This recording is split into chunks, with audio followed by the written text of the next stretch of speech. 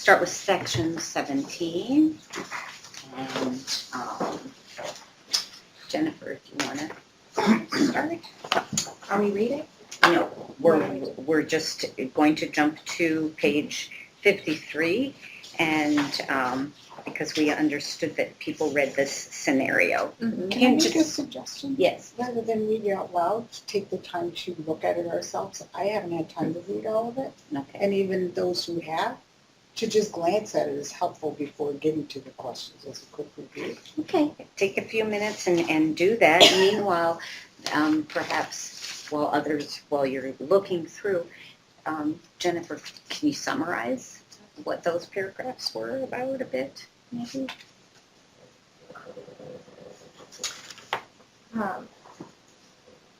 No, I can't. Okay. Maybe someone else.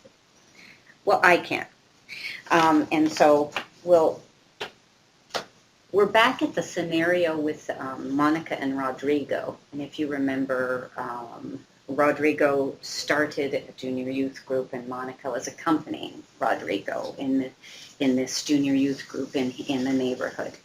And it turns out that after some initial activity, Rodrigo kind of disappeared and didn't return her requests to talk and to meet and so on. And she thought, oh, this initial enthusiasm just maybe was, what do they call it, flash in the pan, just an unusual kind of a thing. So then she has all these thoughts going through her mind that aren't necessarily positive thoughts, and she goes to Andreas, who is the regional kind of coordinator for all these youth activities, and she gets some reassurance and consultation with Andreas, and then finally she does get back in touch with Rodrigo, and Rodrigo says, well, it was a lot of responsibility and I needed to take a step back, and I am, after all, only 17 years old. So the discussions that we will have here in the next couple of pages, that kind of sets the tone for the little bit of discussion that we have. And it says, crises of this kind are bound to occur in our lives as we walk the path of service in the company of others. In this next section, we'll try to look at the nature of certain forces among them, suspicion and estrangement, which tend to exert in themselves at such times, and the powers that must counteract them. What are those powers, right? That must counteract them.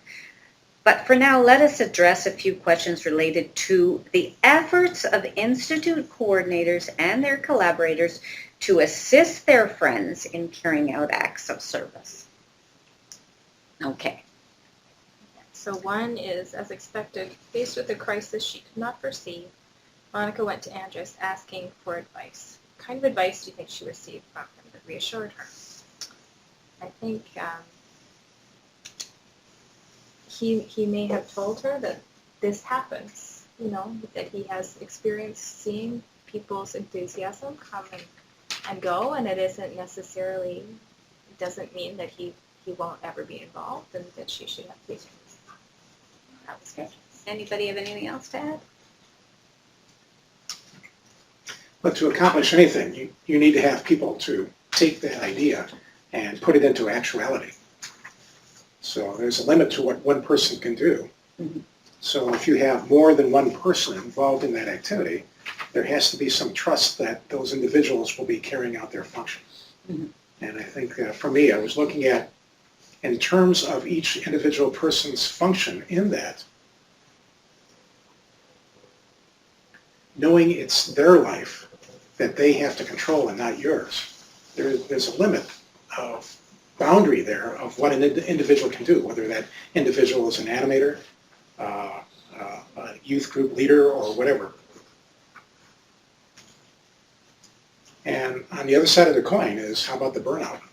What prevents burnout from happening? What causes it?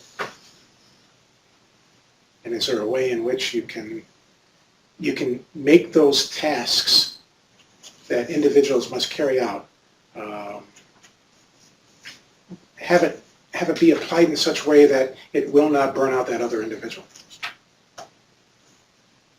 And of course, I'm trying to upgrade this to my experience as an adult, rather than 14, 15-year-old children. Or 17-year-old.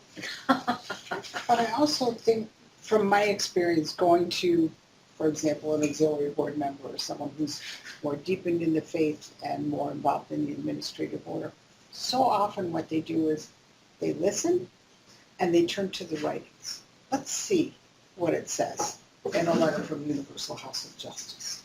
Let's see what Baha'i says, or Abdul Baha says. So often that is where they help us to receive counsel rather than from their own thoughts and ideas.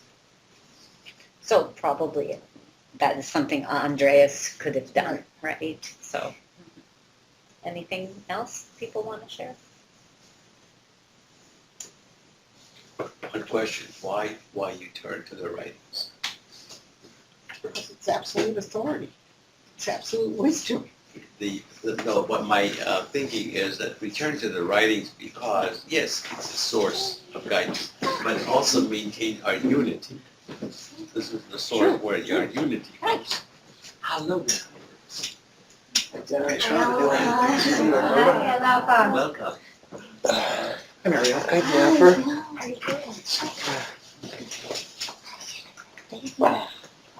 Okay, we're on page 53 at the bottom, the very bottom. Okay.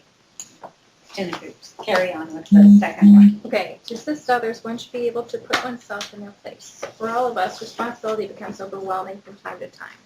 Rodrigo somehow managed in this case to work through his crisis by himself. Had he confided in Monica, she would have been able to help him. What might Monica have said to him if the opportunity had arisen? I think she could have told him that he didn't need to carry the burden all by himself, that she was there for him, and if things needed to be adjusted, they could be adjusted, and also probably pray and read the writings with him. Good suggestion. I'm thinking that the prayer, as I understand it, is to reignite that motivational energy. Absolutely.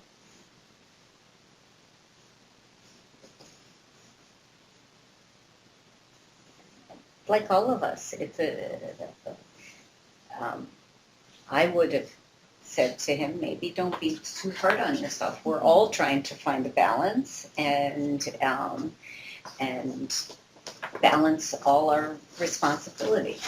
And so don't be so hard, and focus attention on all that has been accomplished, and be encouraging. Balanced. Okay. Are you guys ready? I think Mariella's still catching up, but Sean, do you want to read number 3? That would put us on page 54. 54, yeah.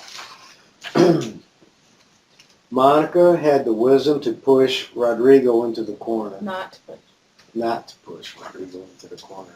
She sought him out, but did not force him into a soul-searching conversation. As we accompany one another, we must have faith that we each have the desire and ability to overcome crisis at the same time.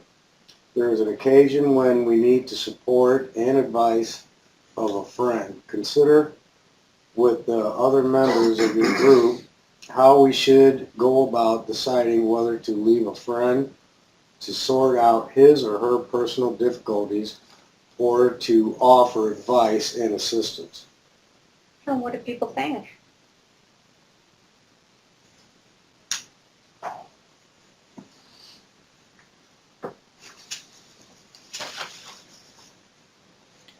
Again, that's delicate, huh? Consulting. What did you say? Well, with consulting, I mean, I didn't get a chance to read this part of it, but for what I'm seeing, it's just, instead of going about on oneself. She could ask him if he needed another ear to help him sort through his thoughts. Yeah, I would think the person would give you a good sense of whether they wanted help or not. You ask an open-ended question. Either they'll talk or they won't. As long as you offer to help. Just a reminder that John is recording, so if we talk a little bit so that the recording can pick it up, that would be great. Loud enough. From my Bridges Out of Poverty training, the behavioral aspects of individuals are their choices and not your choices for them. So with that understanding, whose life are you trying to influence or whatever? So, looking at this particular passage, it's up to each individual to carry out their specific conduct, whether it be fulfilling a plan or an idea, turning that into some sort of concrete action. And the responsibility is totally on that individual. Perhaps with knowing that the responsibility to do that lies within that other individual, the best thing I could do is become a resource. A way in which to help that individual perform his tasks. And with that, then the individual needs to know that you're there as the resource. So there has to be some kind of communication, as Sean was saying, some kind of communication. There has to be, as Jennifer was saying, maybe just asking, or that was actually Deb said, just kind of asking and listening, right? So. Well, another thing that I have often found helps is to write a note to someone. A short thank you note that says, I appreciate all you've done. I like virtues, acknowledgments, tax sandwiches. These are the virtues that I see. This is what I see you doing. If I can be of any assistance, please let me know. Opens the door without putting pressure on someone. And it doesn't have to be very long, and it's in writing, so it's something they can look at more than once, and it's a valid way to. And notice, Peggy, how that restores the energy that had been expended. Right. It restores the energy so that you can do it again. A battery will ultimately drain itself if it hadn't been recharged and provides no power. I like that. Find ways to restore energy.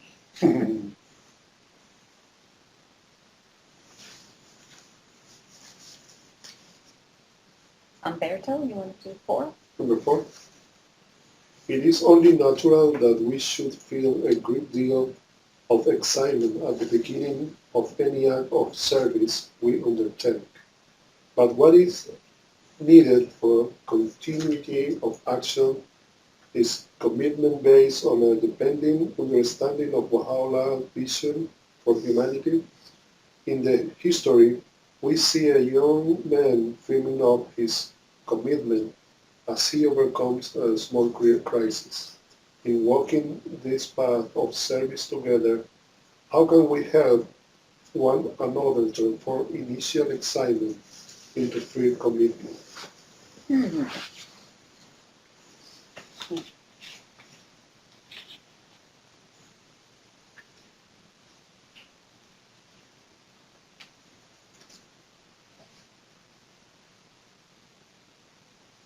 Any thoughts? Basically, what I understand is remain focused and keep encouraging each other. Keep encouraging. Encouragement. Restoring that energy. I remember Abdul Baha mentioning that knowledge, volition, and action are the 3 things necessary for anything to be accomplished in a physical world. And in his address, he says most people don't get to the 3rd stage. They've got knowledge, they've got volition, which could perhaps be the excitement or the motivational energy. But unless that motivational energy is carried out into action, nothing is accomplished. So I'm thinking that here, what could we do for individuals to go to that next step? And knowing that next step has to be theirs. We would be focusing on postponement of action. Component of action. You're saying the three things, Oh, Baha'i I'm sorry, I thought you were referring here. What? well, yeah, I mean, action is what we lack. So what would we do to increase the action? Do your intentions, actually perform it. Well, my understanding is the question is how can we help each other transform those kind of initial excitement feelings and wishes and maybe even action into something that's firm and committed and systematic and sustainable and that sort of thing. Betters offer encouragement as Umberto did. And sometimes it's as simple as saying, wow, how are we going to make that happen? Let's put a date on the calendar. I mean, how often Susie and I have these conversations and she gets me putting the date on the calendar and then it does happen. Turn it Making into that goals. commitment. Right. That's right.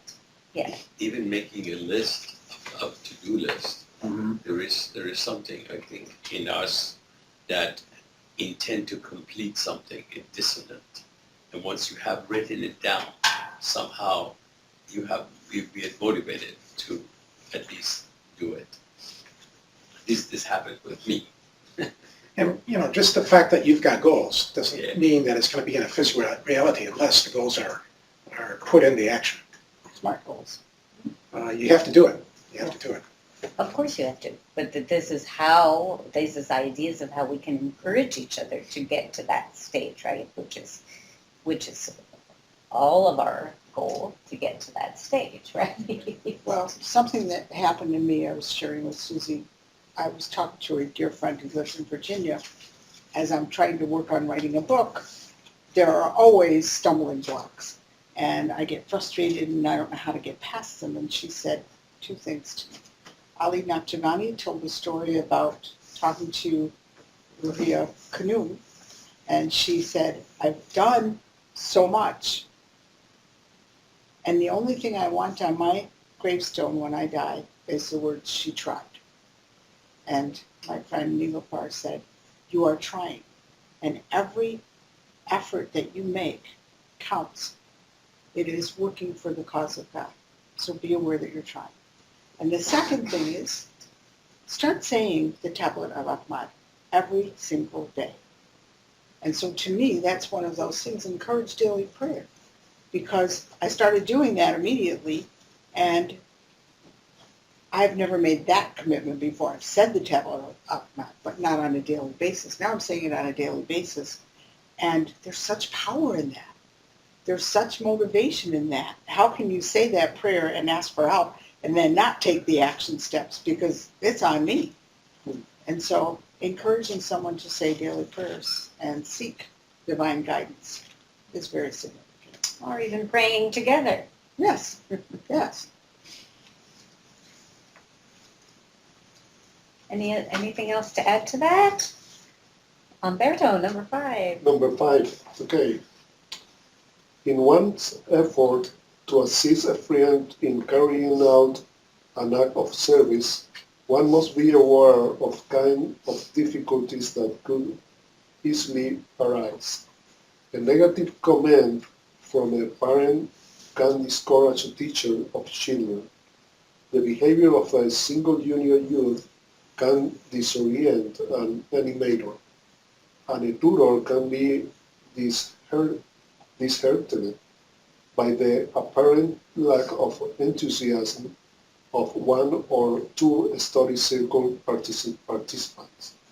Discuss in your group what may be some of the more challenging aspects of each of the following acts of service. Okay, so there is teaching children's classes, acting as an animator of junior youth, acting as a tutor of a study circle. We can add other things, trying to empower adults in Bridges Out of Poverty. We can add other things that we've done, as these acts of service, and you can please give those examples as well. So just whatever you want to say, if you have something to add to one of the 3 listed or to a different category. The question is, discuss what may be some of the more challenging aspects of each of the following acts of service or other acts of service that you tell us about. So, anybody? Well, children's classes, the two that come to mind are, one, they simply don't come because the parents don't bring them, which doesn't mean the child didn't want to be there. They don't have the power to get themselves there. So how do you work with parents so that they are motivated to bring them? And the other one is the challenge of behaviors. You know, the little squirrel that never sits still, or the child that gets into mischief all the time, or that very quiet child who's there but not really participating, and needing some help working through any of those challenges. Anybody? Anything else? For me, it's a reluctance for trust. With people you've worked with before. In other words, establishing that trust? Or establishing is not necessarily the problem, but initially it's the reluctance of people to trust you. So you're talking about the parents trusting you as a teacher? Or the adults trusting you? Or as- adult organizations. Okay, I thought we were still on children's, yeah. No, we're Okay. going to talk about either one. Okay. Either one. It would be, having the classes somewhat interesting and not, when you're talking, the squirrel that runs loose or something, not teaching this class alone, having a little help. Mm-hmm. So being accompanied, yes, having a partner. I think another challenge is to the teacher, facilitator, whatever, recognizing that things may not be going at optimum levels and trying to recognize their own particular faults of that or how they can change what they're doing to make it better. So putting a magnifying glass on oneself to see if there's some change you have to make. I think there's Another also, I'm sorry. Go ahead, Jennifer. I think there's also a big, sometimes smaller, sometimes larger, a gap between what you plan and what happens just in the course of a class. That can be the big challenge.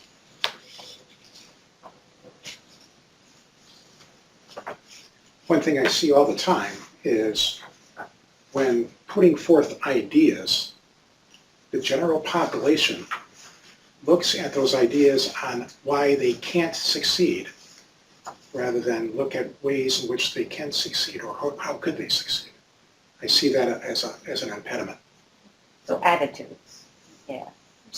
And sometimes another person in that group can say something which changes the whole thing all around. Like we were in Bowling Green, we were trying to figure out how to get into this something that the public was putting out, and we needed a certain amount of money, and none of us, we were all poor. So one person, I was kind of thinking, maybe next year, but one person said, why don't we say how much we can give to this project right here, right now, and let's see what we come up with. We blew it out of the water. It was done.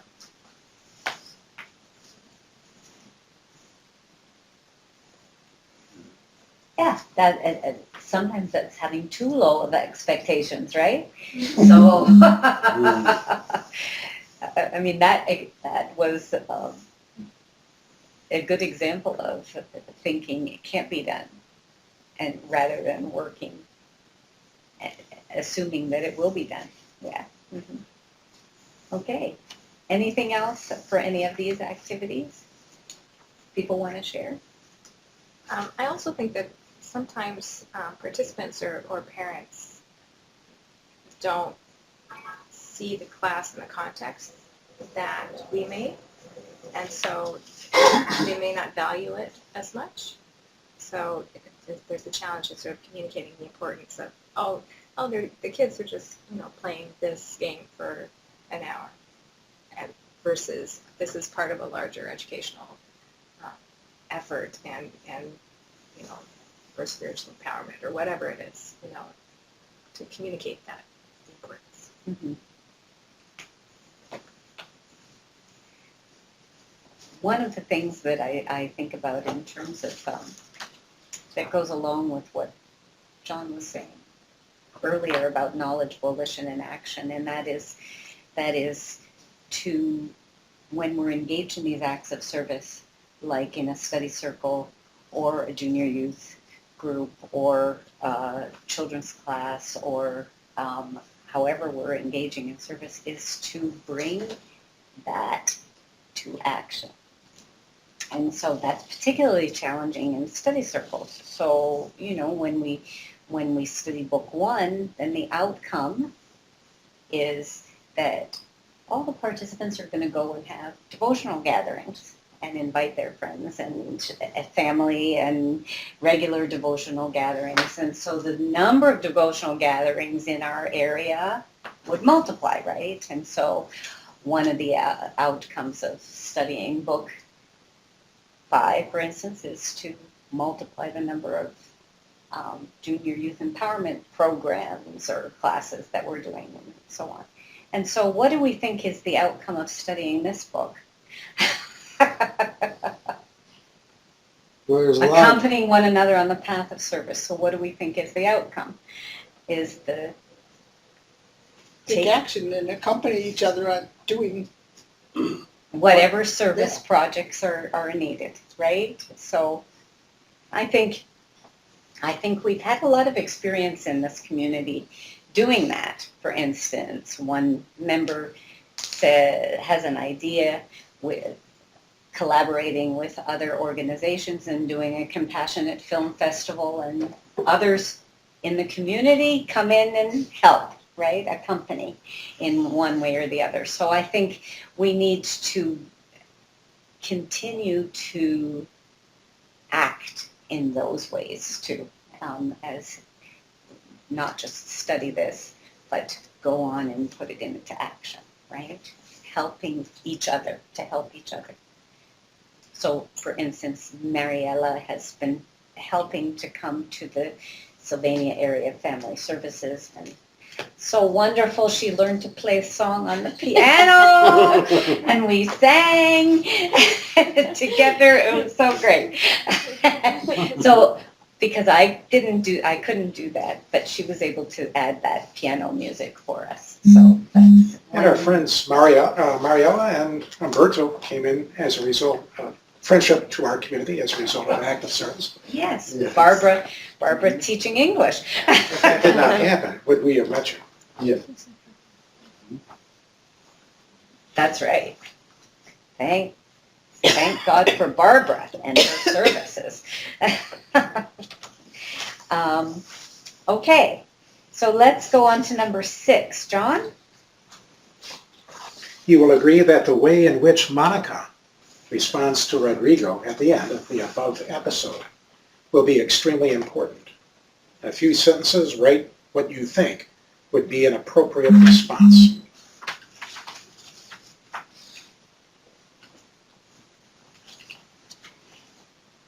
Looking at Monica, she did not give up on Rodrigo. She always kept the channels of communication open, ready for Rodrigo to contact her. So I'm looking at an attribute or a virtue of loyalty here. Mm-hmm. And another virtue of responsibility. And compassion by personal involvement.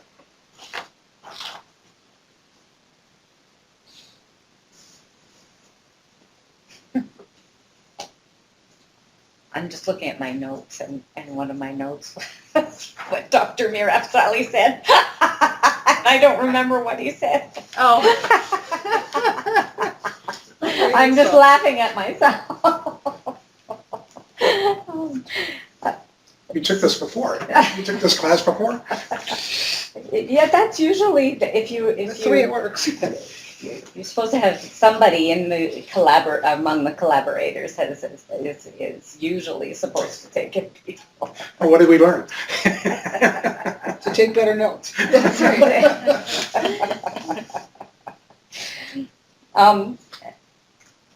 So anybody else have anything to say?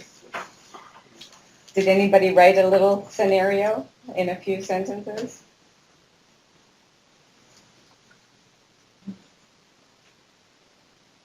I think we've said it before, right? Encouraging, loving, accepting, supportive, understanding.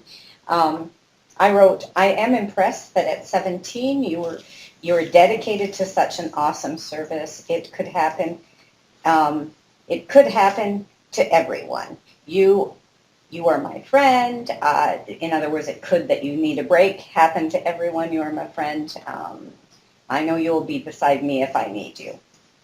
And so, What comes to mind is maybe the analysis of anxiety here on the part of Rodrigo. recognizing it, yeah. And I read once where the definition of anxiety was energy without purpose. Makes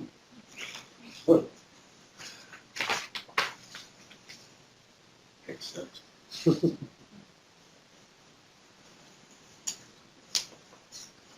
Anything else to add? Let's move on to 18, section 18.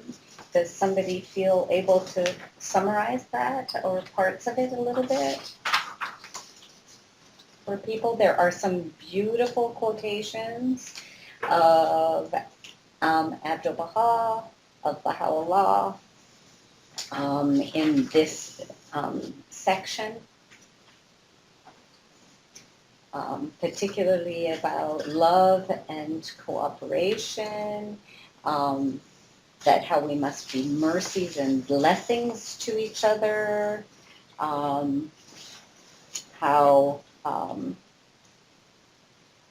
Abdu'l-Baha warns us that estrangement and alienation lead to disturbance and annihilation. And so that's the end, right? And then he tells us that love of God, if it weren't for the love of God, that discord and division would not become fellowship, but the love of God can transform everything, right? And so I wrote a couple of notes here. The first quotation on page number 56 yes, for this reason. yes, To sustain one another involves an attitude of reciprocity. In other words, when you're in a fellowship, then you're constantly playing off and giving to the emotions of your fellow members. And I'm looking at that same reciprocity on page number 57. The second quotation, were it not for the love of God, discourse and division would not be transmuted into fellowship. So the reciprocity being needed in order to enable one to rise above their own thoughts, their own ego, their own self. I think it's kind of what Behrs was saying earlier, that by reading the writings and saying the prayers, we develop that love of God, and that really is what will bring unity and fellowship and so on, because this love of God, it transcends any kind of thing we might like or dislike about each other or our situation or our environment or what we're doing, because, and so that's why that's the key, right? To immerse yourself in the guidance and the Word of God, because that's how you develop that love of God. What is it? Before you can actually get, you have to give.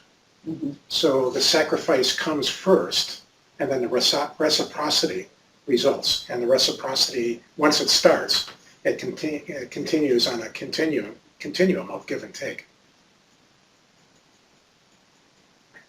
Okay, so that there's a little discussion point here. Christy, can you read that paragraph after that last quote on page 57? And With these quotations in mind, your group may now wish to engage in a discussion of the causes of estrangement among friends. Why do warm relations of fellowship all of a sudden change into the coldness of alienation. What are some of the practical steps that reverse the falling out of friends? Okay, so there are two questions, right? So what causes estrangement and alienation, and what steps can reverse that? I think one major cause is the loss of trust. When you feel betrayed by a friend, no matter what that betrayal is, and you no longer feel like you can trust that person, then you want to distance yourself. So trustworthiness is a really important virtue for all of us. And reestablishing trust can happen through forgiveness. Okay, so loss of trust, on the one hand, is the answer to the first question. Forgiveness could be the answer to the second question in that scenario. Do you have something? Yeah, I want to share. I have first-hand experience with this sort of thing. Many years ago, back in the Green Cabin in Teaneck, New Jersey, where the souvenir of the Baha'i took place, this cabin, Roy Wilhelm's cabin, needed a lot of renovation. Everything was falling apart. They needed a lot of work. It's a property of It's a the property, National Spiritual Center, Spiritual the Baha'is Center. of So the National. We were, I was there, and there were other people there. Nobody was volunteering to do anything. We said, I volunteered that we're going to get a committee and start fundraising. So we started working, and it was a fundraising and dinner served with people contributing, very elaborate dinner, Persian food and everything. You come in, you get like $10 or contribute something. We did that, and it was, the cabin was full, and we raised like $1,500 in one night. I was ecstatic. I was so happy and everything, and we just went on. Somebody who was very dear to me, I don't want to say her name, start criticizing, there was a minor, probably there was something, of course in anything you do is not 100%, this maybe minor thing that even nobody noticed, start criticizing. And to me, as a young man that was so enthusiastic, so much excited about that, we raised money, really went out of our way. We even went to places, brought people from let's say, distances, 50, 60 miles, bring it to this gathering. We had a bus, Volkswagen buses, my brother, everybody was doing something. I was coordinating this. So much work we went. At the end, I was criticized. So I became very discouraged, and I didn't do any fundraising for another year and a half, or almost 2 years. Didn't do anything, just lost total interest because of one criticism. At that time, I was much younger, inexperienced Baha'i, but retrospectively, I can see that enthusiasm is wonderful. This is where the energy and the prayer power is. And criticism is a brake. You put a brake on people's in work service to the customer. And of course, if you're mature enough and experienced enough, you don't even pay attention to the criticism. But it's better not to criticize anybody. Well, yeah, that's discouragement rather than encouragement. Exactly. It Great does, example. Yeah. That reminds me of the social science behind encouragement. You literally have to hear at least 10 forms of encouragement to negate any negative that is imparted on an individual. So if somebody says you're a bad kid or a bad person, it takes literally 10 attaboys in order to raise your esteem back up. Sometimes it takes more than 10. Perhaps. That's the minimum. But interesting that the social science seems to confirm that, and your experiences is case in point. But of course, you learn that basically what I've learned is in walking the path of service with friends, you walk in because of the love, and you're your attraction to the source of revelation. There's a relationship that the only motivations that makes me to do things is because of that love. That one glance of the blessed beauty, just that little bit happy, that is the motivation. All the other things that we do, they don't have expectation of a friend, whether would be, doesn't want to do anything, lazy, or these things should not affect you. You just simply focus on that. All the other negativity, you could avoid it, but it requires experience and understanding. That what are you doing? You're carrying out that prayer. What is it, the prayer? The prayer is coming to the presence of God, to see that beauty of God. And what are you, all these criticism, all this, and even encouragement doesn't mean anything because you're working with the source of revelation, not for the patting the back of your friends or something.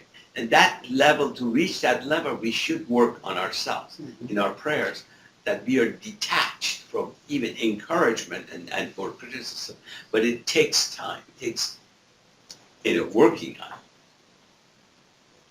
I'm reminded of the book written by a Baha'i. It's the Culture of Conflict, and it was written probably about 7-8 years ago or whatever. But the writer of the book, a professor at some university, had really put down a graph regarding power and how power is used. And the ideal is to create power in order to create something or enhance something, to build something. And in such, it has to be done by a win-win situation. In other words, everybody benefits, but everybody does the input. If you've got some people that are against that or working against it, then the idea that there needs to be some training for these individuals to learn how to reestablish a behavior that would be putting them into that quadrant of working for that enhancement, building, creating, rather than using power to withhold, to hold down, to conquer. So again, I think that the Universal House of Justice recent letter was talking about the need to establish a culture of learning. How do we do that? How do we get such people, such behaviors, and get them into that quadrant where, yes, they're going to be looking at how they can lend their power in order to build and create, rather than complain. One thing I've noticed throughout this book is the term paternalism. And just what you're saying makes me think of that. We think we know better because we're older, we're better educated, we're whatever our excuse is. I know better than you do. And that paternalism is very discouraging and something we really need to be aware of. Through walks of life, it seems like people always seem to remember the negative more than any positive thing that happens around you. And I'm trying not to watch the news as much, especially after what I saw this morning, and I kept thinking, Sean, just smile, it's not in your hands, you can't let this ruin your day, but from growing up in the north then as a little boy and moving out to the country, and you're right, John, all somebody's got to do is just say one negative thing about you, and it just blows you away. It shifts your mind to where anything that you're striving for or has energy, just trying to be positive, just shoots you down, And there's just, I don't know what it is about the atmosphere. I think a lot of it is just putting yourself in the right group with the right people, and and just understand not everybody, as we all know, it's not a perfect world. You're going to deal with all walks of life. Thank you, everybody. The next paragraph ends with a suggestion that we talk about the nature of some of the thoughts and feelings that open up the mind to baseless suspicion. Baseless suspicion. And then the question that they ask first is there a tendency in human beings to attribute some of their own undesirable intentions to others. It's called What do people projection. think about that? What's It's called projection. It's called projection, yes. Mhm. And what do you think? Is that true? Yes. It's a recognized psychological happening. Anybody else have anything to say about that? Seems to be an idea that is promoted by popular culture. So if you are a part of the media, you're being programmed to behave in this way. Also, in media, it seems like with all these reality shows, so to speak, that it's gossip becomes Norm. the Norm. the end all be all, you know. And Right. my understanding is that these shows are not unscripted. That a lot of this is scripted so that it augments emotional feelings and disruption that creates drama, as opposed to interest on the part of the people watching. Drama is ratings. But you know, everybody wants to be accepted, and you can get with a group of people and you get sucked into it. And I think that's what this is about, you know. Then we say, oh, it was because he did this, so therefore I had to. That kind of thing. And I think the more we stay in line with the teachings that we know from the Baha'i faith, the more we commit ourselves to living that kind of life, the easier it is to say, okay, so you're speaking in really offensive language, but I don't have to stoop to that. I always loved what Michelle Obama said, when they go low, we go high. And to think about how do we stay high, how do we rise to excellence. And that's really important for us to do. And then people start to look to those who rise and say, what have they got that we don't have? It's very important. We And I need think- dial-up phones and leave it to Beaver. I was going to say that I think that this is true, but there's also another reason that people project negative things, and that is because we also have in ourselves sort of self-criticism that we picked up, maybe from our parents, or just a habit of criticizing ourselves, and then we tend to assume that, you know, if we've just seen a flaw in what we've done, we assume that everyone else has seen it, and everyone else is thinking negative thoughts about us because of that. About Abdu'l-Baha's asking the people of Baha to shun the ungodly. And the ungodly is not necessarily the people that disbelieve in God, but perhaps not having the attributes of a saint, but having the attributes of the opposite of a saint. Purely self-interested individuals. I don't like what Beirut did, and I'm going to tell them about it. Or I'm going to tell everyone else about it.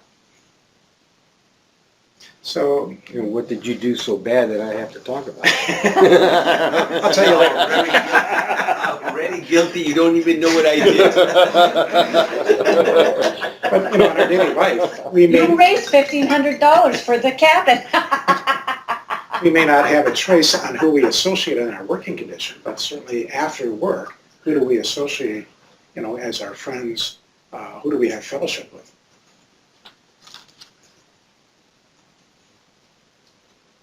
I'm thinking that, you know, if you think in terms of the attributes of a saint, strip away the supernatural, what do you expect that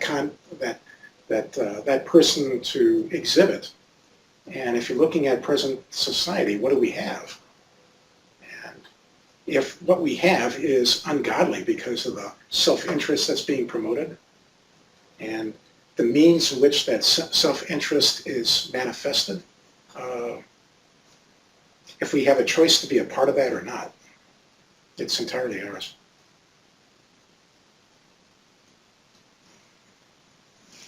Let's move on. The next page there's a statement that we should strive not to look for and dwell on the negative. That's one sentence at the top of the page.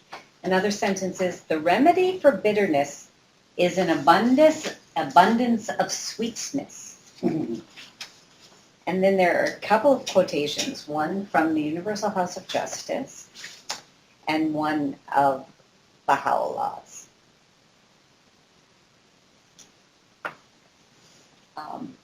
Deb, do you just want to read those two quotes, and then if people have anything to say, they can say whatever they want, and then we can move on. Faith in the capacity of every individual who shows a desire to serve will prove essential to the effects of those who are to elicit from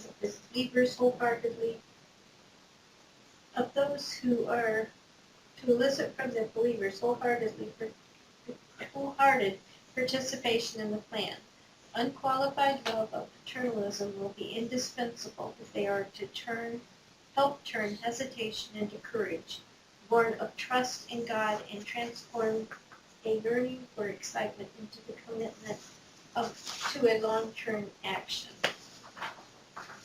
Beseech ye the one true God to grant that ye may taste the savor of such deeds as are performed in his path, and partake of the sweetness of such humility and submissiveness as are shown for his sake.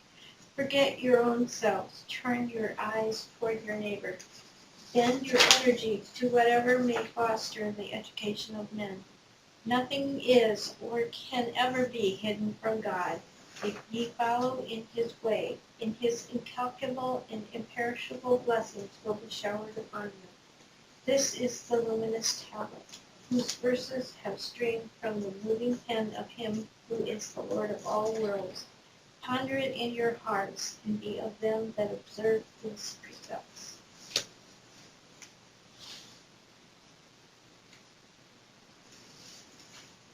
Any comments? You stated at the beginning, the remedy for bitterness is an abundance of sweetness, and then Baha'u'llah says, what is the real sweetness? Could you say that a little bit? Such deeds as are performed in his path, and partake of the sweetness of such humility and submissiveness as are shown for his sake.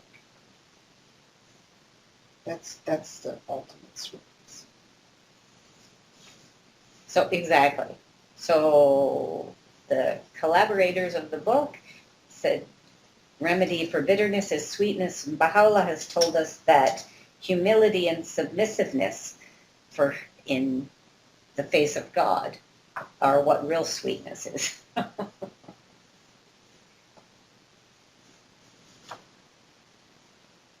Anybody have anything else to add? Comments? I like in the first where it says, turn that hesitation into courage. Uh-huh. Yeah. You know, that procrastination, thinking, wondering, and trying to wonder what the outcome is when really you won't know anything unless you do it, and putting your trust in God, you know. Exactly. Remember, this section was about how are we to encourage each other, right? Mm-hmm. And encourage each other and change that and help that enthusiasm be sustained. Sorry. I also underlined that sentence. The remedy for bitterness is an abundance of sweetness. Notice sweetness can only be known experientially. You can't describe sweetness to a person that has not experienced it.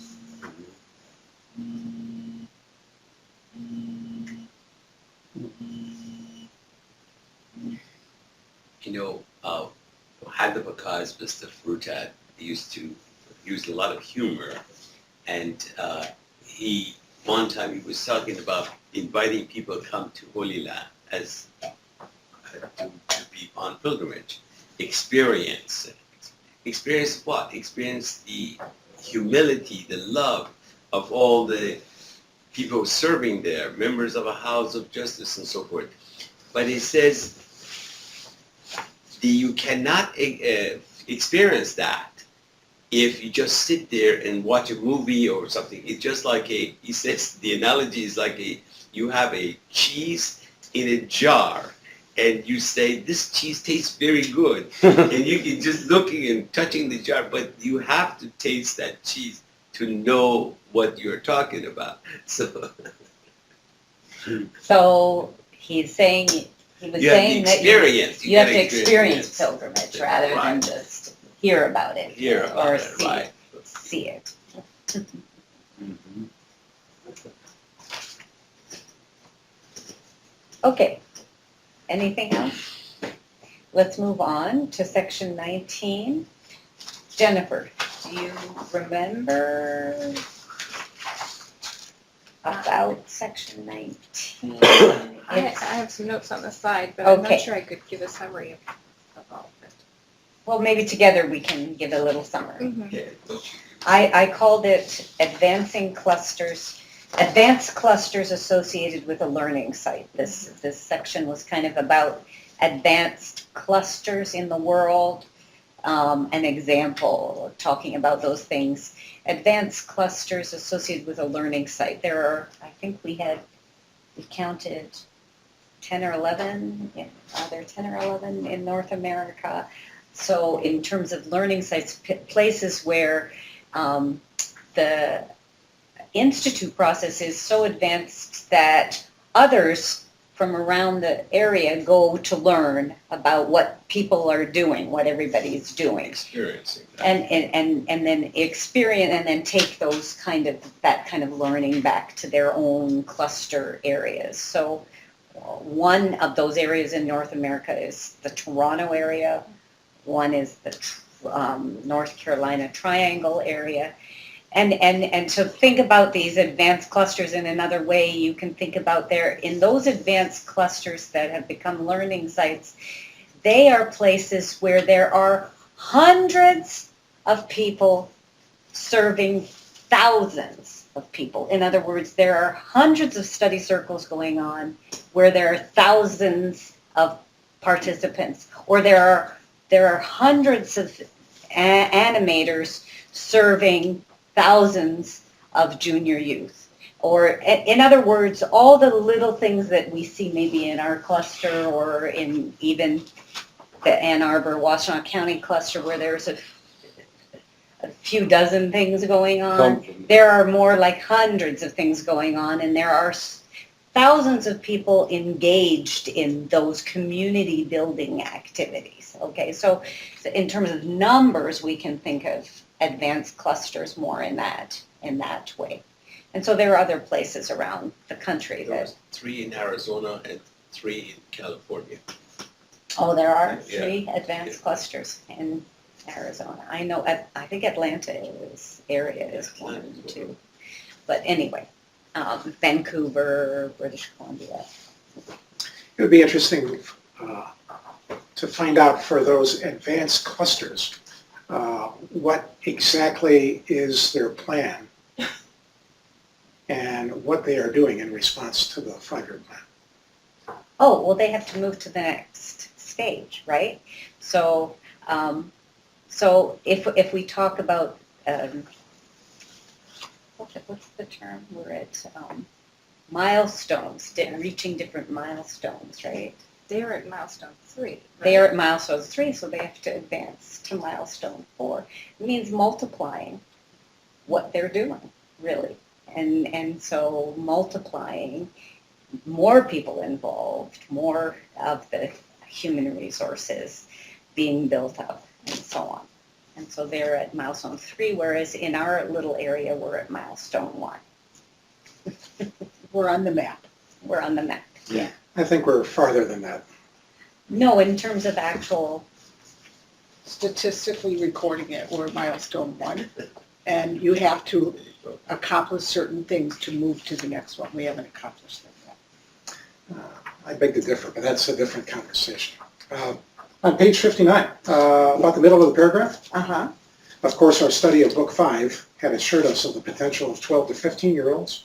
There's another mention of this age group in later sections regarding this is what Ruhi had been created around. In other words, it's the youth. And I've seen other clusters that were doing the same children's classes, youth animators, and nothing for adults. If there are adult things going on, it's not, I haven't seen it in their discussions nor in their reflections. So all the emphasis is talking about junior youth and children's classes, yeah. And I think that's why there's been this big push for all of us to study Book 10, because we do need to have lots of opportunities for adults to deepen and to grow and to serve. And that's kind of where I'm looking at in terms of these advanced clusters. Increasing the numerical value of those activities, is it to get more junior youth as, you know, what is being covered or suggested under Ruhi, or how does it translate into the older believers, you know? What I don't know, but it'd be interesting for me to find out. Yeah, so I think all of the core activities are intended to be in a balance, and that once you're at a stage like that, that has happened. So I think sort of jump-starting the milestone 1 and 2, often the emphasis is on, if we're going to emphasize one thing, maybe we should emphasize junior youth, because that also tends to start children's classes with younger folks, and it leads naturally into youth now being able to serve and becoming adults in the community. So if And it there's a leads to focus, parents coming to Ruhi Book 1. right? It leads to parents coming to devotional meetings. So they work hand in hand with each other. None of them are going to be effective standing alone. They Right. work together. Right, and if there's one that's been emphasized, you're right, that's it. But I think that in the more developed clusters, everything needs to be in place, and I think they are. And that's why, and multiplications of of all of these things. So when we're just focusing on junior youth, then maybe that's because this book has this scenario, an example, to give us example of accompaniment, but it isn't the only thing that the Institute process is focusing on. The Institute process is many-pronged, and it's an educational process for all of humanity. And it's an educational process with the emphasis on the action component afterwards. Maybe some areas haven't done it right, you know, in their limited understanding or level of understanding at the time. But really, it's for all ages of people. It's not just for junior youth. This Ruhi process, these books are designed for youth and adults. It's not just designed for youth, these study materials that we've done.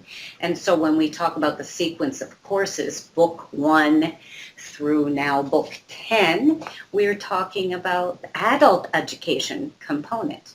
Okay, this is the adult education component. When we talk about teaching children's class, of course, we're talking about what we studied, why we studied what was in book 3, because the importance of teaching the children. And what we talk about, when we talk about book 5 as an example, that's we studied why it was important. Somebody recently said to me, an adult recently said, I never got this whole educational process of the Institute process until I studied book 5. Then I really understood what it is we're engaged in here and why we're doing this. So yes, we talk about the core activities, but don't forget, one of the core activities is having a devotional gathering. Devotional gathering is for everybody. A devotional gathering knows no generation.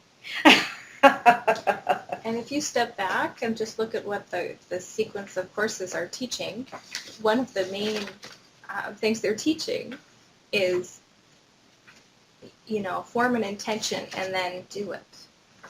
So regardless of what the outcome of any particular book is, we are being taught to be doers, to act in the world. We're learning together about it. Quick question. The qualification of advanced cluster is correlated with the number of activities and people, or in terms of why is qualified as advanced cluster? What has an advanced cluster that we don't have, for example? It's, I think Go ahead. probably our statistics first could do it better, but it's number of people participating, not just Baha'is, but number of people participating in the activities, plus number of home visits and things like that. Yeah, I would like to, but I think that I can. I don't think I have it. Maybe I have it with me. I'm looking What it you're up. trying to say is, the point of your question is, we were mentioning, we have two in Arizona, 3 in California, these clusters that, the advanced learning is what you're getting to, right? Right. It's volume probably. What I don't understand probably is a language barrier. Advanced in Spanish is like more evolution or something. I think it's more statistical speaking in Perfect. term. I Perfect. think the numerical participation Yes. in all areas, like devotion, children classes, youth. Okay, here we go. First milestone, initial flow of human resources goes to the sequence of institutes, courses, and advances into the field of systematic action. Second milestone, a steady stream of friends is going through the institute process and engaging in intensive systematic action. The process of growth becomes self-sustaining. All the elements necessary to accelerate the expansion and consolidation of the faith are not only in place, but also functioning with an adequate degree of effectiveness. An intensive program of growth develops. Third milestone, capacity for self-sustaining social action within a population based on the skills of service developed through the institute process emerges. A system for extending a dynamic pattern of community life that can engage people in the work of their own spiritual and social transformation is evident. Beyond, significant percentage of population engaged, societal impact of the faith and its effect on the general discourse in a locality is evident. So that's a summary.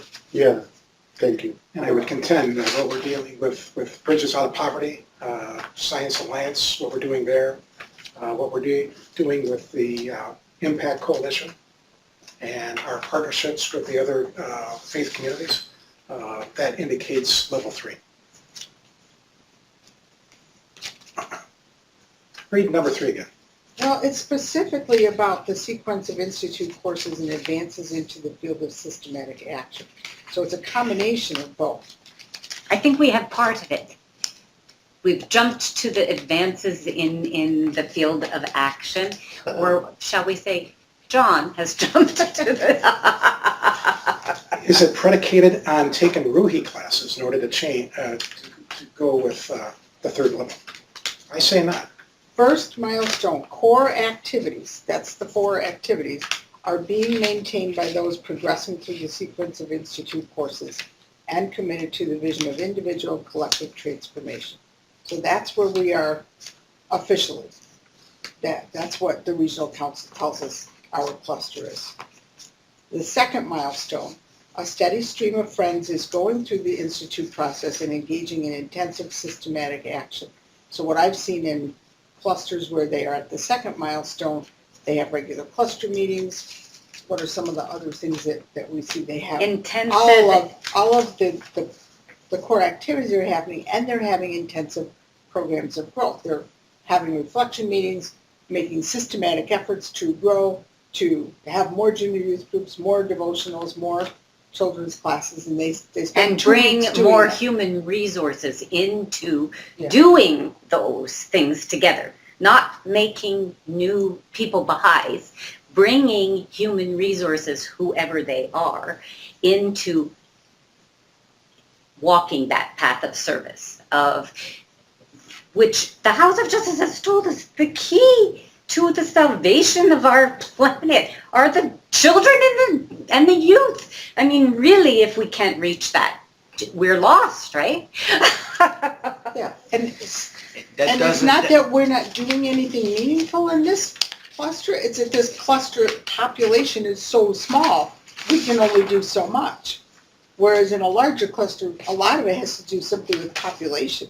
You know, you go to Grand Rapids where the Baha'i population is much larger and a well-educated population, there's a lot of activity, much more than we can do here. And that, to me, that's the simple difference, it's just numbers. Grand Rapids, Ohio? No, Grand Rapids, Michigan. Okay. Grand Rapids, Ohio. I said, is not on the- I know the history of Grand Rapids. I'm like, man, never heard of anything Baha'i out there. Systematic social action. We have some. I came out of Grand Rapids. Oh, you Yeah. were born there? No, I was born in Bowling Green, but I went to school there all 12 years, graduated, and then moved to Pemberville, which was where I, Met Denny, right? no, got in touch with Millie because she had this Millie. number in the Right. paper. And she says hello, and I said, this is a private number. Hang up, you know. But then I went to a meeting. So some things do come out of Grand Rapids. Yeah, see, on my dad's side of the family, that's where they all grew up. They were all farmers out there. And on the bragging rights of it, the Isaac Ludwig Mill was my great-grandfather's. Oh, okay. Wow. And he was married to a French Indian woman. Mhm. Mhm. I love hearing bits of history. Yeah, it's cool. A point on level 2 is you can see that our community has done a systematic approach to social action. But we're not doing it through the Ruhi classes. We're actually taking what we're already learning and starting to apply out there. You know, the fact is that there is a veteran, Baha'is who've been around before even Ruhi came about. They have the knowledge, they have the experience. So that cannot be excluded, the fact that we are able to do a little part of some of these plans. Of course. And that's what we are Absolutely, doing, and that's what I'm exactly. saying, it So we all are not counts. excluding that. It all counts, Yeah. and certainly as we progress and we grow in the number of activities that we're doing, we're gonna leap forward into that third milestone because we have that knowledge and experience. So it all matters. Yeah, and we're all making extraordinary efforts, each of us as individuals, and then collaborating, which is what makes it extraordinary.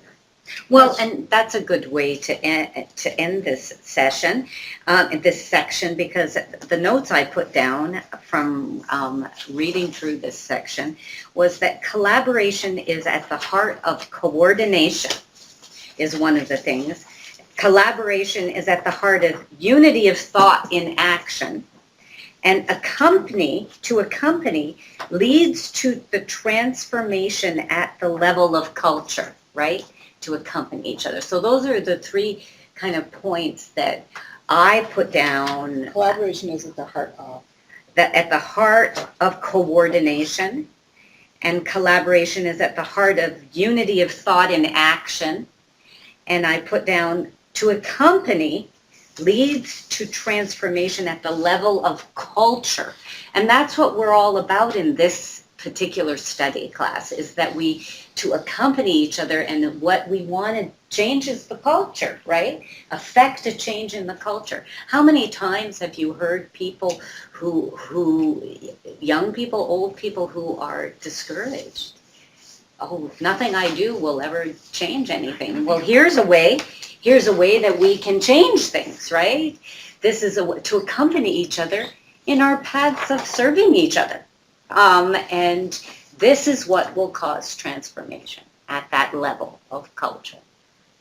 Anyway, those are the notes I got from that section. How about Jennifer? I had a note about looking to the wider community for animators. And practicing that. Which you've outreach. practiced and you did. Mhm. And you already have experience doing. So good for acting on your thought. And then I have a sort of a sequence of things: identifying learning sites, going to meaningful conversations, going to increase human resources, to twofold moral purpose, accompaniment, building capacities, and action and reflection. Let's talk about that, because it is mentioned in there. Did anybody else pick up something about twofold moral purpose? Which paragraph was that, Susan? I think that's on 59, the middle paragraph, the large one.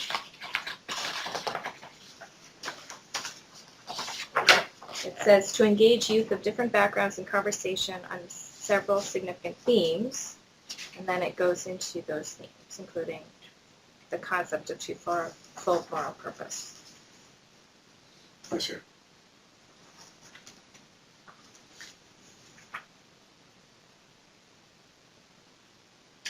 We had to look to the wider society for potential animators, and we found them as we learned to engage youth of different backgrounds in conversation on several significant themes.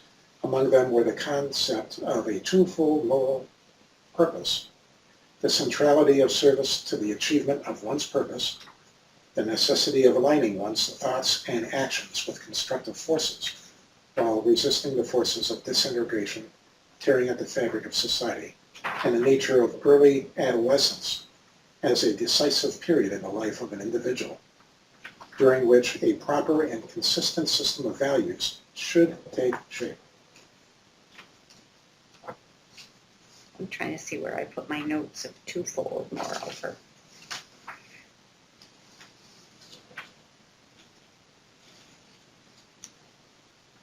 And that is the twofold moral purpose is, one, we need to better ourselves. We need to strive for incorporating virtues into our lives. And then the second purpose being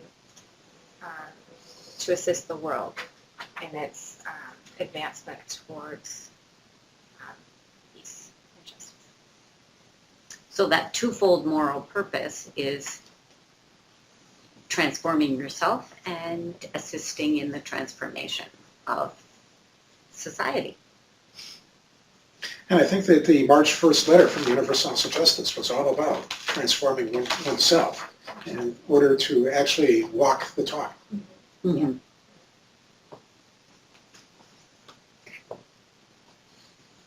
Has everyone had a chance to read that letter and study? Does everyone have a copy of that letter?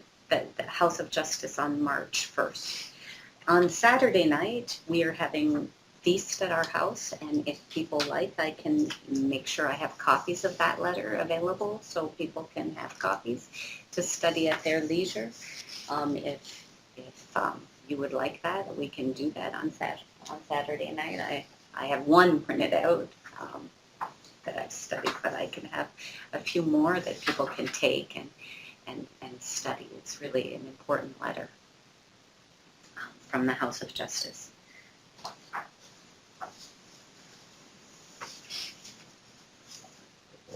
Okay. Can we move to section 20? 20, 21, and 22. So, structure and flexibility. So what notes do you have down for section 20, Jennifer?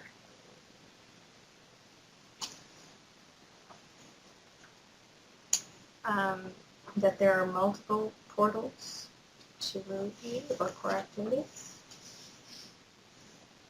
That you can service concurrently or first before the relevant book. Say it louder because that's a good thing. Okay, yeah, so you can...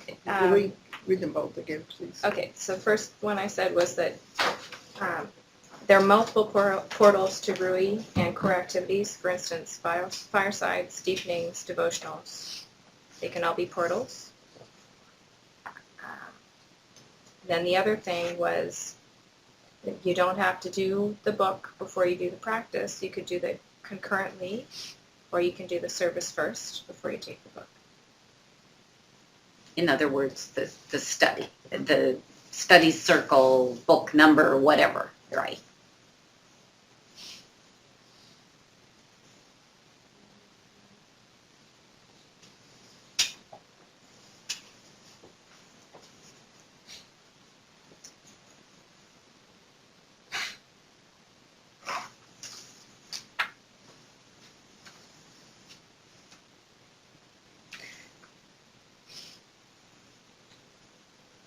I put in reference to the third paragraph, section 20.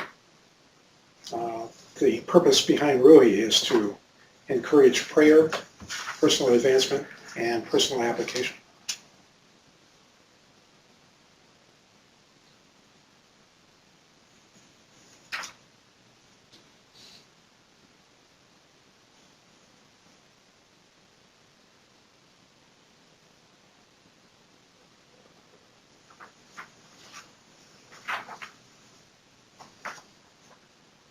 That last paragraph on 63 talked about the youth and the youth needing a sense of belonging, needing to be supported, and we need to be sensitive and flexible in helping the youth and supporting them.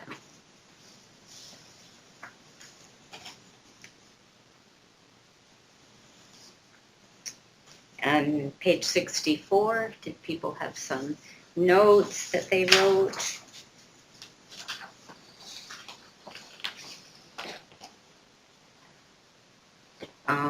The middle paragraph was all about working together, collaborating. And finally, they end with, because they're kind of just reviewing what was in the previous section here, right? In this section. I got that the whole concept of oneness in our attitudes of working together and with each other, the concept of oneness is really paramount. That it erases all of those things like otherness or strangeness, and to accompany each other, what must be foremounted in our mind is this oneness. There won't be paternalism if we really, really understand this oneness, right? There won't be any of that stuff. Back on page 63, that last paragraph, last couple sentences, it said the youth in particular need to belong to a community that cares for both their material and spiritual well-being. That need to feel like they belong. Yeah. Was something my kids had a hard time understanding.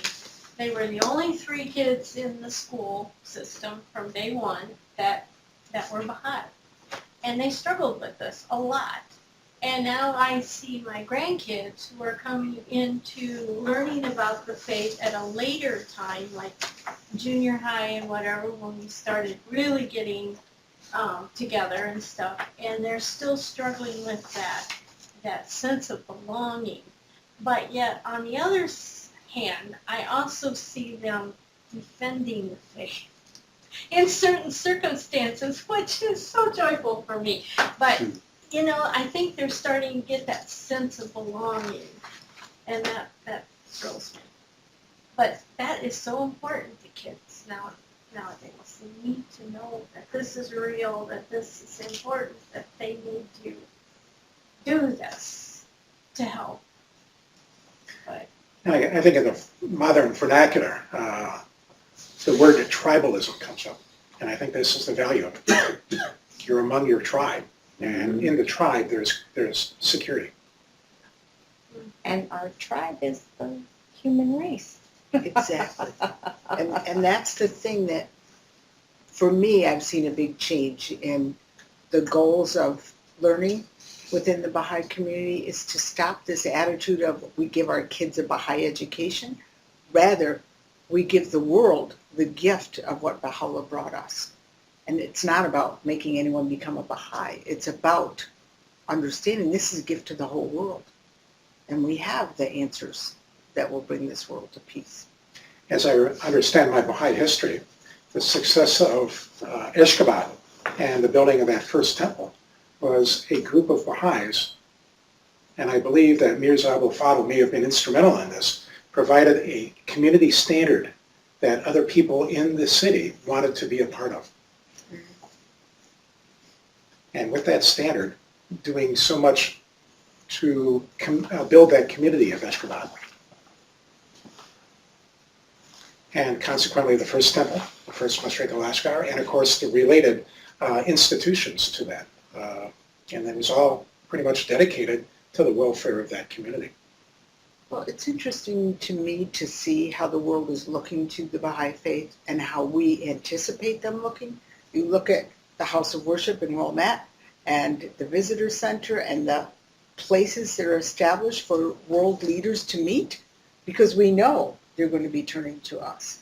I look in my own small communities that I'm involved in outside of the Baha'i faith, and I see how people look to me and how they're surprised at some of the things that I say, which come directly from the writings. It's not that Peggy's so smart and wise, it's that I read the book and I have some answers that others don't have. And I'm sure all of you have those experiences. I went to a conference in Denver back when Bill Clinton was still president, that's how long ago, and there was a representative from Washington taking questions from the audience. And various members of the audience would come up to the mic and ask questions or make comments. And this one voice, disembodied voice, because I'm way in the back somewhere, started speaking, and I knew immediately it was a Baha'i. And everybody got silent because what he was saying was so different from the divisiveness of what so much other things were being said. And isn't that the exhortation from Abdul Baha that, when we go into a community, we are to be instantaneously understood to be Baha'is. Mm-hmm. And that doesn't mean whipping out your identity card and flashing it. It means the living character. it. It means living it. Yeah. Yeah. And if that's the standard, They know that instantaneously you're Baha'i because you're the source of unity rather than disunity. Mhm. That is very profound. it's certainly different than what exists in society today. Mhm. I mean, it's very, very interesting because when you are talking about it, I was refreshing that when we were in Mexico, Baha'is in Mexico, in terms of behavior, or is exactly the same that here. Then it's a character, it's a frequency of life, or something that is exactly the same. Would you say it's a culture? Would you say it's a culture that has developed? Yes, because recognize a Baha'i, it doesn't matter if you are in India or in China or in Mexico, but it's the what each people has in around, what the people project, what people talk, what this lifestyle, it's exactly the same frequency, I think. Even people is totally different in terms of body, but the behavior is exactly the same frequency. With what I have observed, Colombian Baha'is, Mexican Baha'is, North American, it's like a different bodies, but the same soul. It's something beautiful. Because their source of inspiration, their source of energy, this spiritual energy, is one. It's coming through Baha'u'llah because God's revelation to mankind brought with all these laws and principles enormous force of love. The love that is so powerful that Baha'u'llah says if you try to bury it in somewhere, will get his head out of the ocean. It's so huge, that love that binds all the Baha'is together around the world, because through that love, they are one. And that's, I think, the vision for humanity will be just like that too. We are going to be one family through that love. See, people don't understand this. They think that we are here after the uniformity, everybody going to be dressing like khaki and saying like this. Yes, no, the root is that through the love.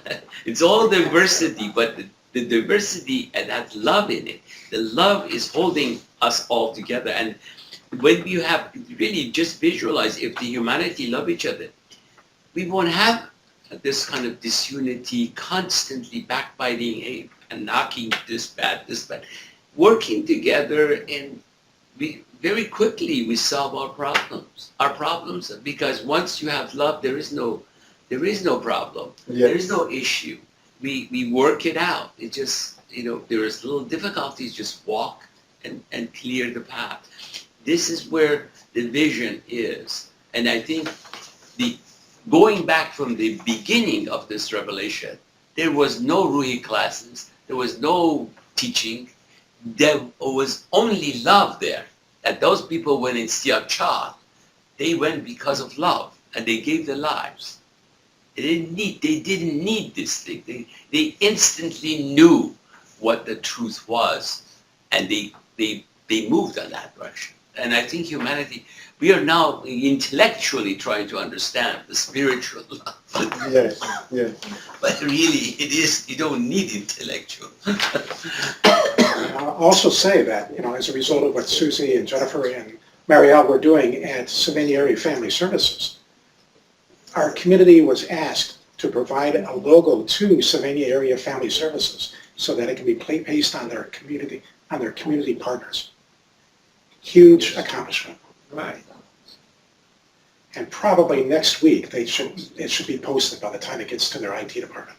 But a way in which, here's a way, if we are the hands of God, we are able to attract others in order to accomplish that same cause of God.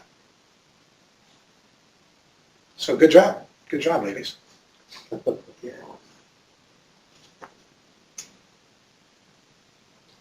So I think we can maybe do section 21, and then we'll save section 22 for the last session together. Section 22 through 28, but I think we could do section 21 When is that last session? next week. And so, I'm just looking at the time and knowing that it's supposed to have been snowing all this time we've been here. Yes, oh my God. I don't see anything out there. Okay, good. Since you have the longest way to It's go, dark. that's what worries me. Yeah. And so, I don't know, I put a few notes down and maybe Jennifer did too, and she can share, but this section 21 is, I believe, about the nature of learning and the concept of insight. So there's a couple of paragraphs here. One paragraph is about the nature of learning, and the other paragraph is this concept of insight, and they touch on that, and then they want us to share what, do we have some insights that our community has gained in the area of working with children? How about working with junior youth? How about working in study circles? And then how about just working together as a cluster, okay? And so that's my little summary. Do you think we should add a few things before we discuss this? Starts by saying that the previous sections familiarized us with the idea of a learning site. This is a good opportunity then to pause and think further about the nature of learning in the context of the global plans that we are engaged in. So somebody remind us about these global plans. Say something about the global plans. What are these global plans that we're engaged in? I personally linked the global plan to the next paragraph, first sentence. Learning in our case implies the acquisition of a growing number of interrelated insights into any given reality with which we interact in an effort to contribute to its transformation in all dimensions, material, social, and spiritual. And I believe that the global plan is exactly that. And it didn't come from nowhere, okay? It didn't just appear. And we have this global plan. It's a divine plan that was first articulated by Abdul-Baha in his tablets of the divine plan to us. And then elaborated and explained to us by the beloved guardian, Shoghi Effendi, and subsequently by the Universal House of Justice. So it is one global plan. It's one divine plan. In other words, as Baha'is, we believe God has a plan for humanity. And God's plan for humanity involves transformation of individuals, but of society in general, to bring us. And so this global plan that we're engaged in when we talk about plans, a couple of sections before we gave some examples of how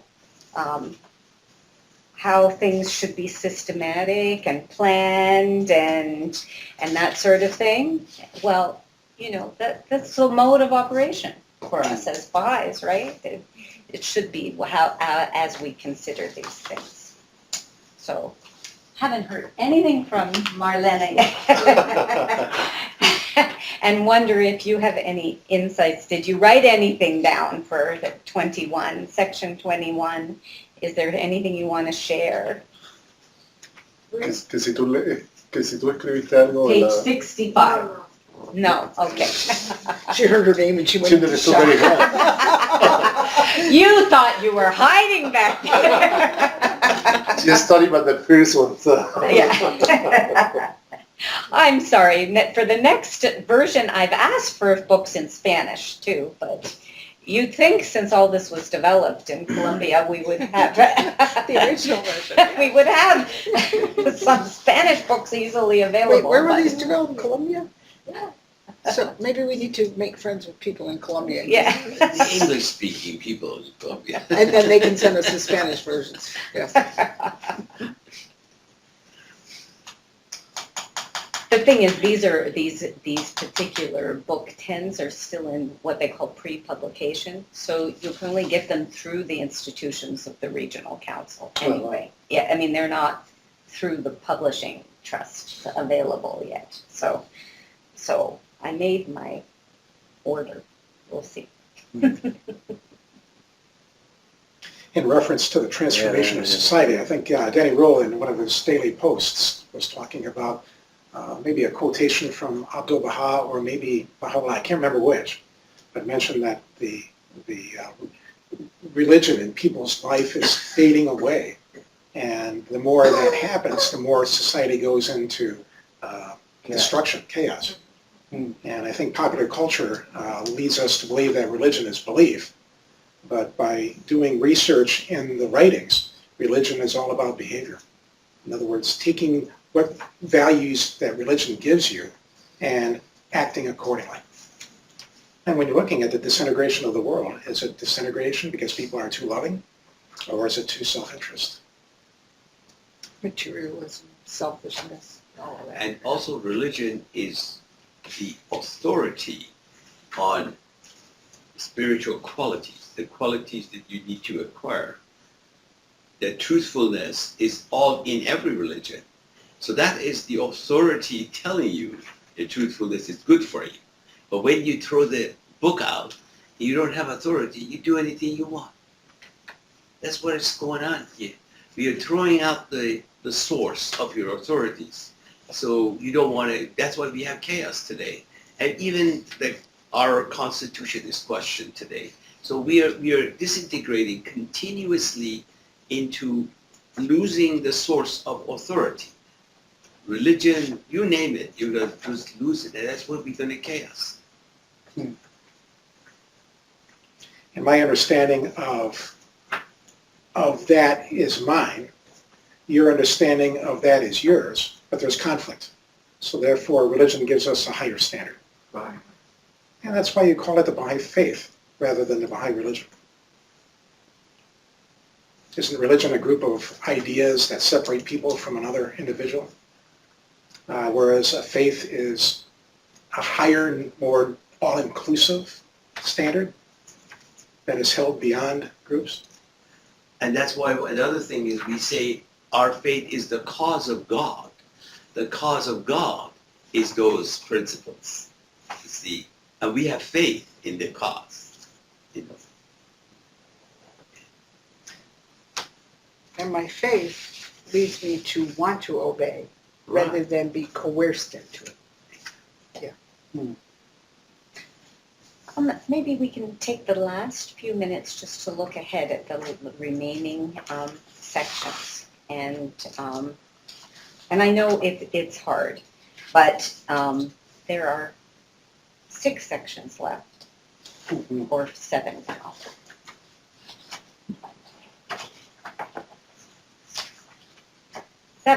Seven, and we have a week.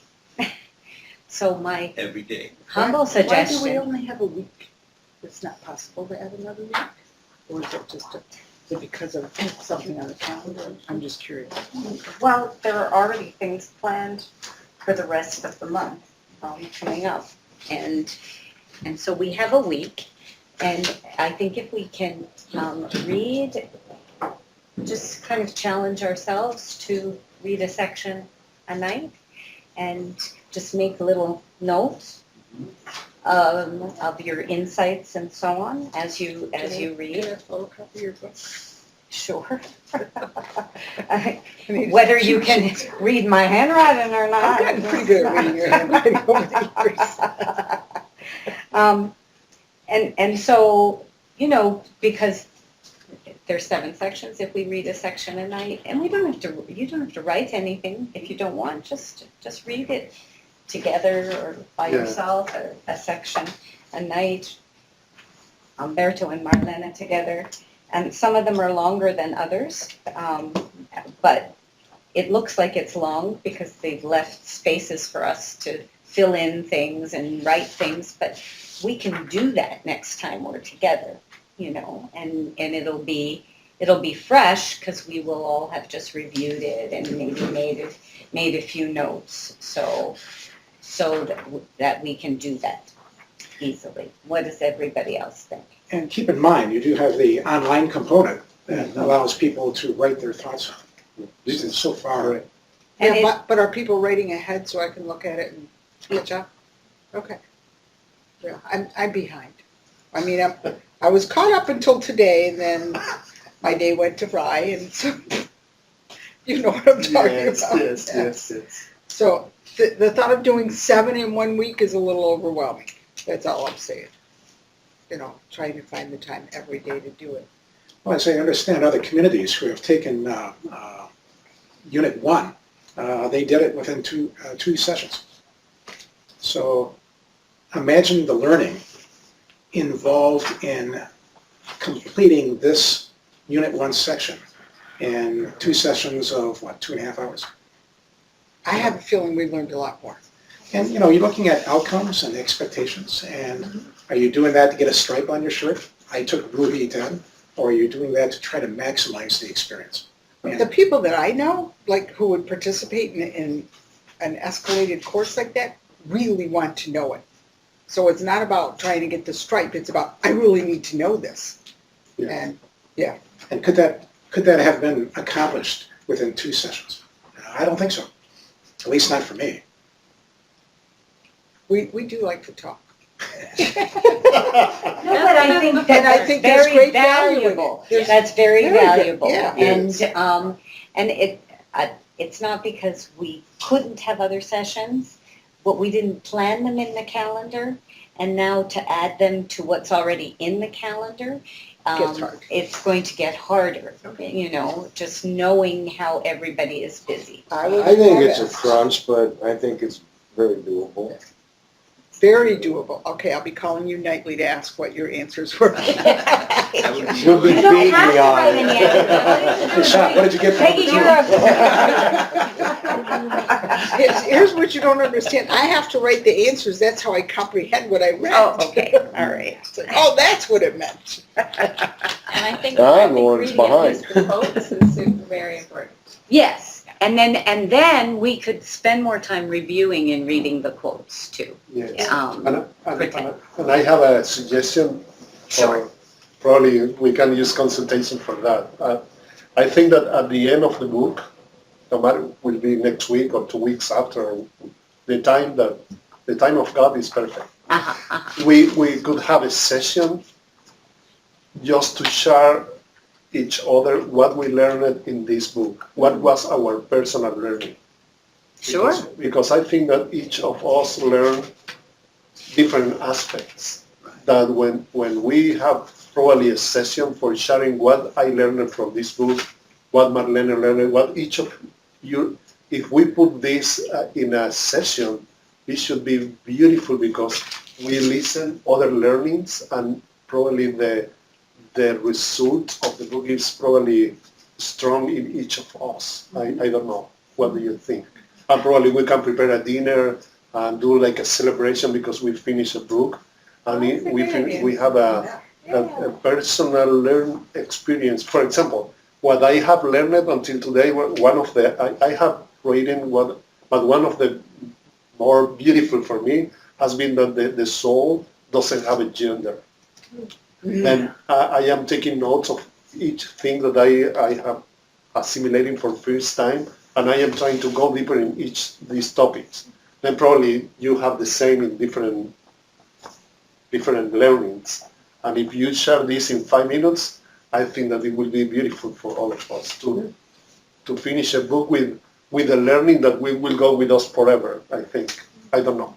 Can people look at their calendars now? And Yeah, look at Thursday, April 20th. And to piggyback off of what Umberto, I'm interested is how can each of us apply what we've learned? well, Yes. Yeah. Yes. we've planned an annual meeting for our little group. On the 20th. Yeah. Oh, I see. Okay, that's not on my calendar. So not in your.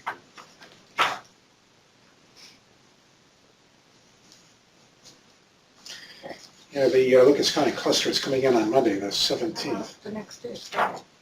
The 21st. Yeah. How does Friday the 21st look for people? As a time to get together and have maybe a potluck Rezvan celebration. Friday. Friday the 21st. I can download the MP4 on Pomp and Circumstance. What they play when you graduate? I could play the song that Barb Qualls performs, "Is not the object of every revelation to effect a transformation." Wow. Whole character. Oh, Yes. that would be great, yeah. Yes, it's on my phone. What time are you thinking? Friday? Friday for dinner, Friday the 21st, are you in town? Marlene, ¿tú tienes el calendario para ver? Marlene has the calendar. Of course, Marlena has the calendar. She's the keeper of the calendar. Of She's a course she does. social secretary. My calendar is just Your calendar is Marlena. Yes, calendario. Muy bien. We find another book. Good. You have 3 books? I don't know why, I'm sorry. That's okay. No problem. When we left the last time, I walked out with one and she said she had 2 and we It ended stays up up here, it's no value, Yeah. my opinion. Good. Somebody's artwork is in here. Yeah. that yours? No. Who is the big girl? Maybe you picked up someone else's book. Mhm. Jules? Does he have artwork in his book? Maybe. Is Friday, what is the date? The 21st. 21st. Marlene. 22nd, I'm sorry. 21st. El viernes 21. That Friday. ¿No tenemos nada? We aren't available on the 22nd. Jennifer Friday, and I. April 21st. Oh, perfect. Friday, We're doing 21st, 21 is the perfect. What time? With Good Oliver job. and Dawn. They discussed it. Yes, that Friday works for us. They haven't got back to We me can yet. prepare and offer a dinner for What Viernes 21. Friday 21? Is that good with Marlena? Yes. According with Marlena calendar is perfect. Okay. What time? No, not June, April. What time? Abril 21. It's Friday, Friday. April 21st. Huh? ¿A qué hora? Friday it could be 6, 7, 6. It's for dinner. It's gonna be Yeah, potluck, right? When are you? potluck dinner, yes. 6 p.m. Umberto and Marlena's to share learning. Yes. Share learning. ready for execution. Ariel, you cannot dare you. Ariel's 2020. 2017. Are we gonna be here? Yes. At your, Yes. here. And Marlene and I prepared the dinner that day. We'll bring things too. Oh, yes, also. Yeah. Spanish class. I would like if possible, if we could, I think, invite the children to come too, and the families, right? Oh, yes. If you want, course. more than that. But also I was thinking, if you could think about something, you and Marlena, that together we could accompany each other in doing a service. After dinner, after our sharing, or before, that we could do something meaningful, some kind of service Excellent, together. excellent, excellent. I think that would be the best graduation. We don't need pomp and circumstance. Actually, I have a service project for that day, which is my personal plan, but anybody wants to accompany me, fine. I will go to the cemeteries. We have, I think, 2 cemeteries, maybe 3, to say prayers at the graveside of the Baha'is who have passed away, and then clean the graveside. Usually grass grows and so forth, and remember them during these special days. And if anyone wants to come, I'll be probably starting to do that in the afternoon, say around 2 o'clock on that 21st. Good idea. Do cemeteries, we Good can meet idea. earlier. Just dress, Around 1? dress, yeah, Around what time? 2 o'clock. 2. So do you want to meet 2 o'clock. earlier? Probably at our house, because the first cemetery we're gonna go is the Memorial Cemetery, Toledo Memorial Cemetery. Then the other one's gonna be where is Florence is at the Woodlawn. Woodlawn Cemetery, and the third one probably going to be the Catholic Cemetery. Which is We're on Toledo Hill Memorial. Avenue. Which isn't that where your parents are Yeah. buried? So So Good. I would I love can to coordinate with also go Dana. to where my mother's You're right in buried. the neighborhood. which is on Talmadge and Central. yeah, Right, yeah. Somebody can do a video conference. So we- Ottawa Cemetery, right? I don't even know the official name of that cemetery. It might be Ottawa Hills. I don't know. find We out. might want to meet earlier.